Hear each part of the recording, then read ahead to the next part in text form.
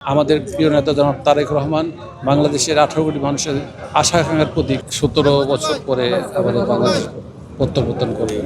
আমাদের বগুড়া সহ সারা বাংলাদেশের মানুষ আজ তার প্রতীক্ষায়। মানুষ মনে করে এখন আমাদের বগুড়ার মানুষ বলে যে 1 মাস রোজা থাকার পরে যে ঈদের আনন্দ, তার চেয়েও বেশি তারা আনন্দিত। তারা তারেক রহমান নিজেকে যেমন বগুড়ার সন্তান মনে করে, বগুড়ার জন্য তিনি কাজ করেছেন রুট লেভেল থেকে এক সময় একেবারে ইয়ের থেকে তৃণমূল পর্যায় থেকে তিনি কাজ করেছেন। তিনি বগুড়াকে সাজিয়েছেন। উনি পছন্দ করেন সাজানো গোছানো এবং বগুড়াকে যেভাবে তিনি নেতৃত্ব দিয়েছেন, আজকে বগুড়াকে মডেল জেলা হিসেবে বলা হয়।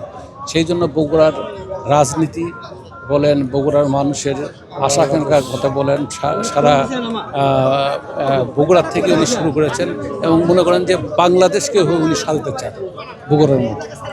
আজকে তাই বগুড়ার মানুষের পাশাপাশি সারা বাংলাদেশের মানুষ মনে করে যে তার আশার মধ্য দিয়ে বাংলাদেশের যে বিএনপির যে একটা উচ্চ মাত্রায় চলে যাবে, তার রাজনীতি বলেন, তার জনপ্রিয়তা বলেন, সেই জনপ্রিয়তারা নির্বাচনে নিরঙ্কুশ বিজয়ের জন্য নিরঙ্কুশ বিজয় নিশ্চিত করবে।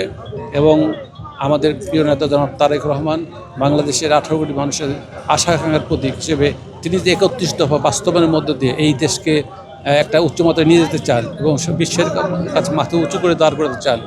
আমার বিশ্বাস যে 31 দফা বাস্তবায়নের মধ্য দিয়ে আমাদের এই বাংলাদেশ সংস্কারিক সকল অঙ্গ প্রতিষ্ঠানগুলো সংস্কার মেরামত করে তিনি এই বাংলাদেশকে একটি বিশ্বের উন্নত রাষ্ট্রে নিয়ে যাবেন।